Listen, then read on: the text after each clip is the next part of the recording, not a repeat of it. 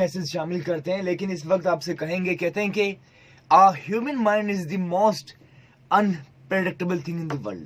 انسان کو سمجھنا کہتے ہیں کہ دنیا میں سب سے زیادہ مشکل ہوتا ہے. آپ مشینوں کو سمجھ سکتے ہیں، بعض اوقات آپ موسم کا آئیڈیا لگا سکتے ہیں کہ موسم بدلتا جا رہا ہے، چیزیں، سسٹم، لیکن انسان کو سمجھنا سب سے زیادہ مشکل ہوتا ہے.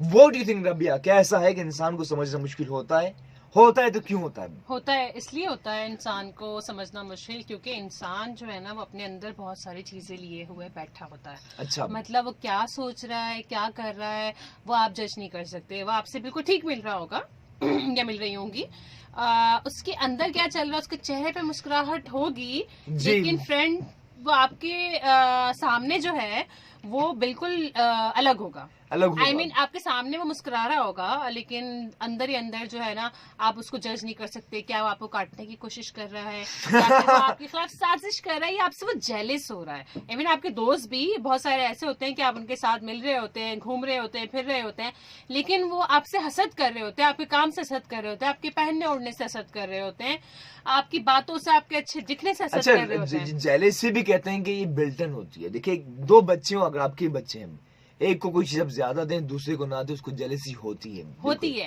اگر جس سے پہلا بچہ ہوتا ہے وہ بالکل، اگر ایک دم سے فیملی میں نیو ممبر آ جاتا ہے تو وہ بالکل عجیب سا بہیو کرنے لگ جاتا ہے. میرے گھر کی مثال ہے، یہ ہمارے 2 ٹڈے ہیں چھوٹے چھوٹے، تو میرے بھتیجے وہ اس طرح کے ہیں کہ مطلب جب چھوٹا والا آیا تھا، ان کی یہ بہن آئی ہے ابھی، تو وہ ایک ہوتا ہے نا پوزیسو ہو جانا کہ یار ہمیں تو امپورٹینس ملتی تھی، اب تو سب اس کو پیار کرتے ہیں، اس کو دیکھتے ہیں، تو یہ جیلسی بچپن سے ہی پائی جاتی ہے. بالکل. اچھا، ایک اور چیز کہتے ہیں کہ ایک انسان کے ذہن میں ایک دن میں ربیہ کوئی 7,000 سوچیں آتی ہیں. 7,000.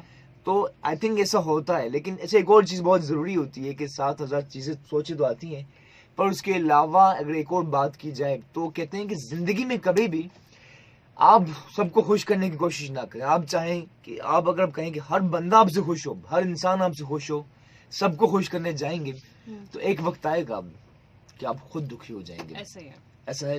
ایسا ہی اپنے آپ کو کیا آپ لوگوں کی پرواہ کرتے ہیں کہ آپ کے ارد گرد ہر بندہ ہی آپ سے خوش ہو، کوئی آپ سے ناراض ہی نہ ہو؟ نہیں، ایک ٹائم تھا میں پرواہ کرتی تھی، لیکن اب مجھے لگتا ہے کہ میری زندگی ہے، میں آئی ہوں، میں نے جینی ہے، تو مجھے خوش رہنا چاہیے نا. سب اپنے ساتھ خوش ہیں اپنے اپنے حساب سے. میرے لیے کوئی خوش نہیں ہے تو پھر میں کسی کے لیے کیوں نہ ہوں.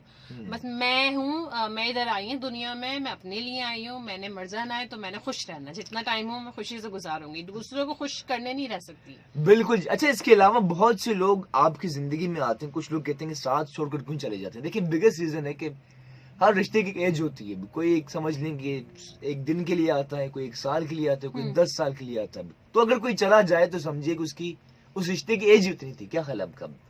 اس کا وقت اتنا تھا. اس کا وقت اتنا تھا، اور وہ اسی میں بہتری تھی کہ وہ آپ کے ٹائم تک، آپ کے پاس اس ٹائم تک تھا. جی. تو میرے خیال سے کہ اس کا ٹائم ہی اتنا تھا. اور زندگی ہے، سب آتے رہتے ہیں، جاتے رہتے ہیں، چاہے وہ آپ کے فیملی ریلیشن ہو، چاہے وہ آپ کے ذاتی ریلیشن ہو، چاہے وہ آپ کے دوست یار ہوں. سب کچھ وقتی طور پہ ہوتے ہیں، اپنا ٹائم گزارتے ہیں اور وہ چلے جاتے ہیں. اللہ پاک اور بہتر لوگوں کو بھیج دیتا ہے آپ کی زندگی میں. ٹھیک ہے.